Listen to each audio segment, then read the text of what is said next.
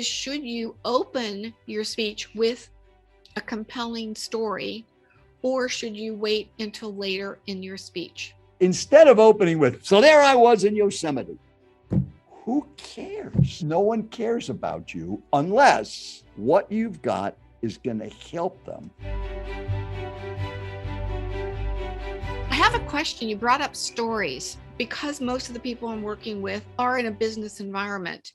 And one of the mistakes they make is making it a very dry content where it's just about whatever their expert information, wisdom has gained. And the stories, just like so many that you've been telling here today, are what people remember when they can get a personal story that fits and demonstrates a point that's being made in the book. And that's kind of like a sticky thing. So we all know that when people are doing speaking engagements, we do want some stories in there it keeps people engaged. But a question that I've heard asked often, and there are people that fall into two different camps, is should you open your speech with a compelling story, or should you wait until later in your speech? Well, that's a very good question. And there's two schools of thought.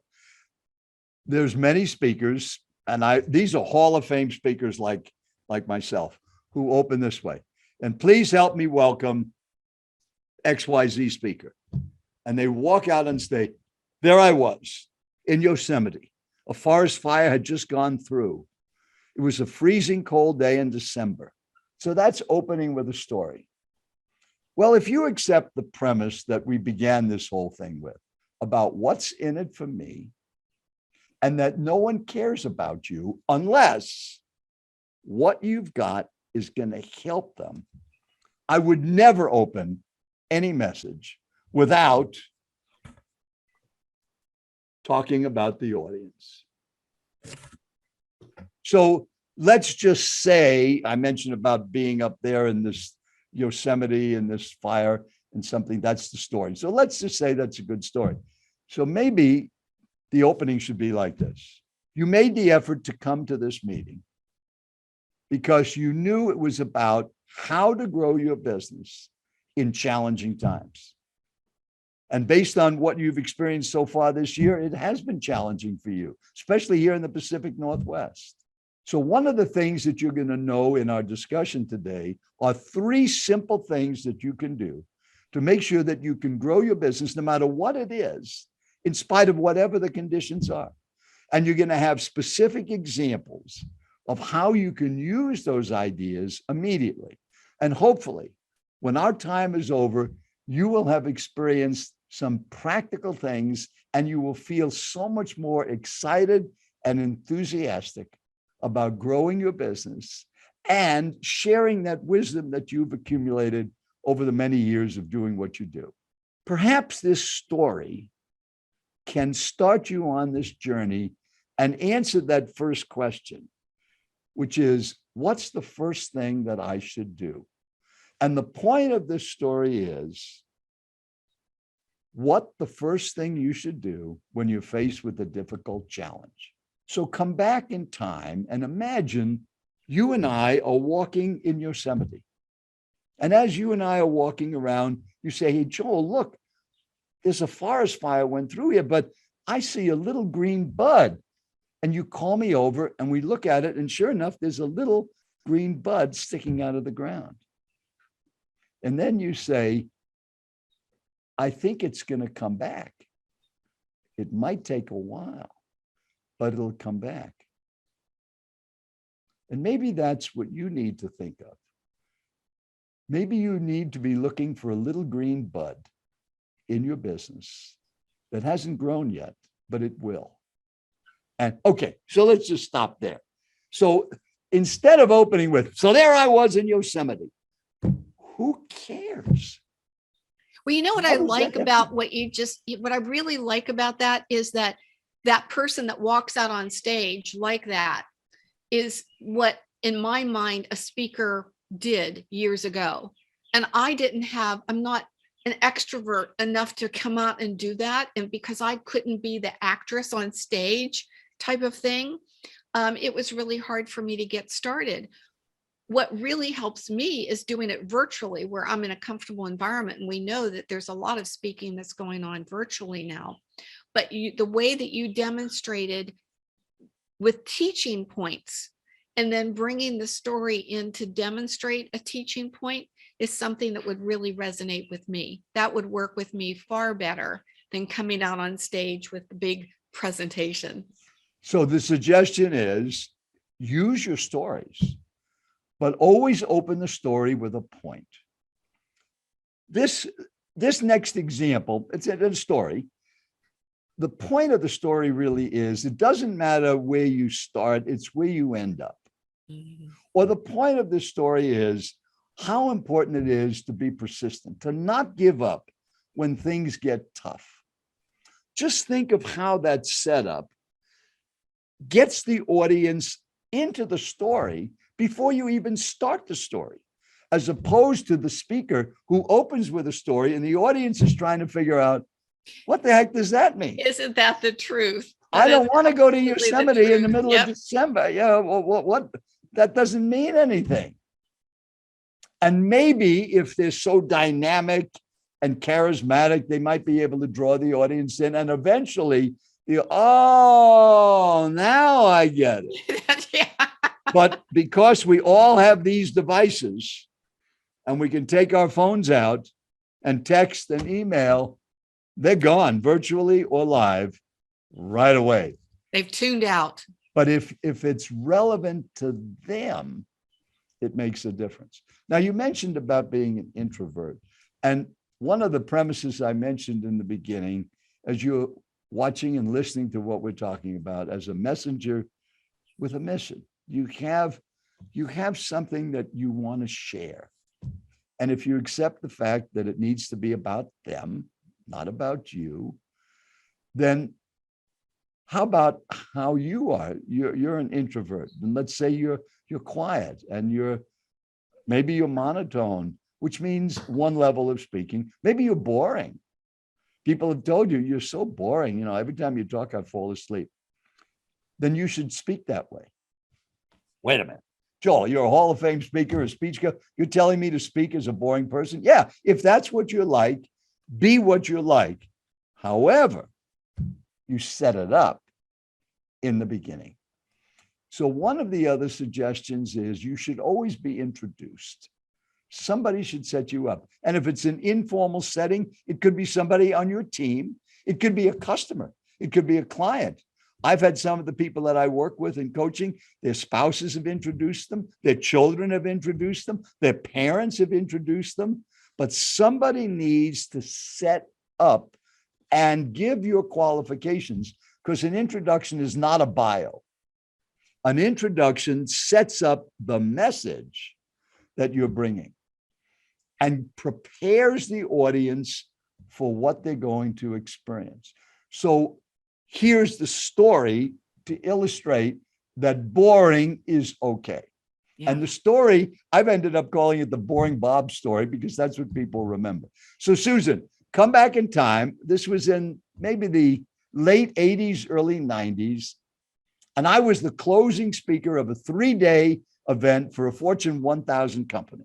And I was the last official speaker, and they were going to wrap up. So I was there all day on the third day, sitting in the front row next to the CEO. And at that point in the program, he said, "Oh boy, Joel, after the break, we have our chief financial officer come up and give a report. He's really a boring guy and everybody's going to fall asleep, but I got to do it. He's the only one that knows the numbers. He's the chief financial officer, but he's terrible." So it gets to the point of that part of the program. He introduces the CFO, says that these numbers are important, so please pay attention. Please welcome Bob. And Bob comes out with like a notebook in his hands, and he walks up to the lectern and he puts the notebook down, and he just looks down and he starts reading and turning pages and giving all these numbers. And he was boring. So after the presentation, they had another break because it went an hour. And the CEO says, "Joel, would you coach him? I want to help this guy. He's got to speak every time we have a national sales meeting. He's the only one I can do it. Get him ready for next year. I said, that's fine. So I contact Bob later that year and say that the CEO wanted me to help him. And he had heard my presentation and loved it. He said, sure, anything you can do to help. I know I'm terrible. I said, no, you're not. I said, you're boring. He said, yeah, that's what they call me, Boring Bob. I said, really? He said, yeah, that's my nickname in the company. I said, okay. So I gave him a plan of action. He said, so you're going to change me? I said, no, I'm not going to change you at all. All I'm going to do is write your introduction for the CEO to read and give you an opening story. That's it. And then do exactly what you do every year. Really? Just be boring? I said, yeah, well, that's who you are. Look where it got you. You're the chief financial officer of this amazing company. You're good at what you do. All right. So here's the introduction, Susan. Just shorten a little bit. So a year later, the CEO gets up, says, okay, we're on a final day of the national sales meeting. And as you know, the next part of our program is where our chief financial officer, Bob, gives you the numbers. These numbers are so important to you. If you don't get these numbers right and understand why they were developed and how they work, you're not going to have a great year. Unfortunately, we all know that Bob is boring. As a matter of fact, in the corporate office, that's his nickname, Boring Bob. And what happens every year at this time in our national sales meeting? Bob gets up here for an hour. Everybody falls asleep. Nobody's paying attention because it's so boring. We have a new plan this year. Your assignment is if the person next to you starts nodding off, your job is to wake them up. And then I wrote in the introduction, point to everybody in the front row. Now, for those of you in the front row, and I said, I want you to take your index finger and point to everybody in the front row. Those of you in the front row, your job is, if Bob falls asleep while he's talking, you got to run up on stage and wake him up. Well, at this point, the audience is roaring. And then he says, and now, please welcome Boring Bob. Oh, that is so and he gets this big applause. So Bob comes out with his notebook. He waddles up to the lectern. He puts the notebook down. He doesn't look at the audience, no eye contact. He's looking down, and I had written this introduction for him. Well, thank you for the introduction. And they do call me Boring Bob. But some of you know that Evelyn and I have been married 27 years. And I need to tell you that on our first date, she slapped me. I wasn't getting fresh. She just thought I was dead. Well, they just roared. And then I wrote, wait for the laughter to stop and then say, well, I'm not dead. I just sound like I'm dead and I look like I'm dead. But I am so excited to be here at this national sales meeting and share these numbers with you. But it doesn't show on the outside. It's all on the inside. So in spite of the fact that I'm boring, in spite of the fact that I don't have much enthusiasm, you need to be excited about these numbers because they're going to make your year a great year. And then he went into the exact same presentation. He got a standing ovation at the end of the talk. And then about 5 years later, I get a follow-up letter from the CEO saying, Bob has fallen in love with your message of anticipating the boring part. Every year, he now opens with a new boring joke of how boring he is. He comes up after a 3-day event with over 20 speakers. He has been the highest rated speaker at every national sales meeting since that day, and he's still boring. Now, you know what I love about that, Joel, is that you allowed him, as you had mentioned earlier on another point, you gave him permission to be himself. And you gave him the confidence that just being himself was enough. Well, when you think about it, that's all we have. And what do you call somebody who isn't themselves? A phony. Yeah, and fraud. in speaking, the greatest quality you can have, if you're a messenger with a mission to share that message within you, is to be credible. And the way you become credible is being congruent in being who you are. And if you're not an excited, enthusiastic person, put that out there. It, like I wrote with Bob, it doesn't show on the outside, but inside, I'm very excited. And I think every person knows somebody like that, Yeah. who Yeah. is shy and not gregarious, and it's okay. Yeah. Because Yeah. the hardest thing to do is try to be somebody you're not. So don't do that. I love that.